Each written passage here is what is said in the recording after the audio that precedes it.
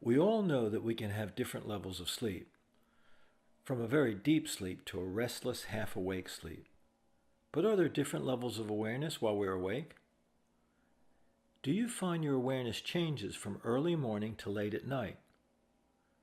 Sometimes things appear very dull, and yet on other occasions life has a clarity and beauty that only a poet can describe. Research has shown there are different brain waves during these different levels of awareness. This slide shows three broad types of awareness, from sleep to waking state to higher levels of consciousness. Let us briefly describe each of these major levels and see if they're familiar. The bottom state is deep sleep with all of its restorative powers.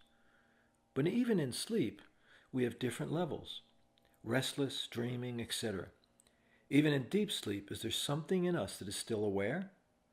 What is it that is aware and wakes a mother up when her infant stirs in the dead of night? Or have you ever set an alarm clock to wake up at 6 a.m. in the morning to go to the airport, and you wake up 5 minutes before the alarm goes off? So there seems to be an awareness even in the deepest of sleep. Coming out of sleep, we can feel refreshed or feel tired, and like we've been awake all night. During the day, in our ordinary awareness, are we really fully awake? How often have we traveled to work and then realized we're only dimly aware of what has occurred along the way? We can't remember seeing anything or anyone along the way. Have you ever been meeting with another person and noticed your mind is off on something else while you're talking to you? Your eyes are wide open, but nobody is home. In this ordinary state of awareness, we appear awake but are caught up in our own thoughts and feelings and are not really present to what is around us. There are occasions, however, that are quite different, when we're able to see and hear things much clearer. And sometimes we see old things in a whole brand new light. This is called waking up to the moment. This waking up and seeing the situation fully is a very important level and happens rarely. Think what it would be like if this awareness were more frequently available to you, so that you were highly aware and able to see and understand things clearly and fully in every moment. Here is a quote, not by a poet or a philosopher, but by an astronaut speaking of one of those moments. I had the experience of recognizing that it is all connected, and it is not, as we in science have tended to believe, a cosmic accident. It is not that way at all. I recognized that the molecules of my body and the molecules of the spacecraft were manufactured in the furnaces of ancient stars billions of years ago. I realized that everything is part of this process that created us, and there is a connection between all of it. It's an intelligent universe, not just a piece of inanimate matter floating around. Edgar Mitchell is seeing the earth very differently than his ordinary awareness. He sees that everything is connected through time and space. This is quite a majestic vision, but what about our everyday experience? When have you had an experience of seeing something more clearly, or having a wider, bigger picture of things, or a real moment of joy? We sometimes call this an aha experience. Look during the next week for more moments of greater awareness and add them to your journal. Compared to this type of experience, where are you for most of the day?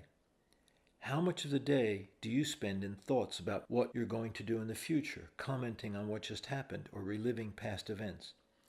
How much of the time do you spend somewhere else rather than in the present? Observation and mindfulness are clearly linked. Before we can experience the highest levels of awareness, we need to be able to see without our teacup being full. So let's look more closely at our ordinary state of awareness. Consider your state of mind today. How much of the time were you thinking about other things? How much of the time were you involved in your own thoughts and feelings and not aware of what was said or going on around you? On average, people have between 60 to 200 thoughts per minute. That comes out to over 1 million thoughts per month, or 12 million thoughts per year. And how useful were most of those thoughts? And how many of them were repeating and going over the same ground? Have you come home at the end of the day and felt tired and weary, even when you didn't do much physical work?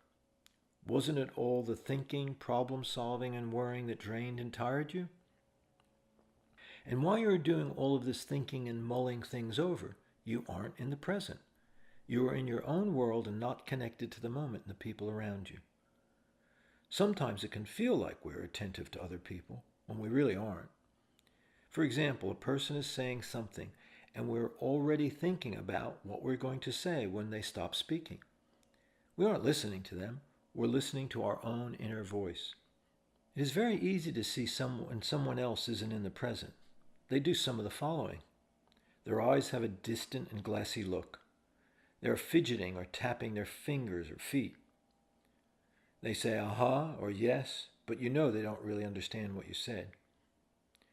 They say yes, but, which means they have stopped listening to you and are paying more attention to what they want to say next. They don't turn toward you when you walk into their office, but keep working on their computer. Or they remember very little of your last conversation. Or the person makes a quick judgment about what you're saying without giving you a chance to finish. These signals and others show that the other person feels they have more important things to do than to give you their attention. By not being present, they are sending you a signal they care more about other things than they care about you. While this is easy for you to see in other people, it's also easy for other people to see when you do these things. And it sends the same signal that you don't care about them.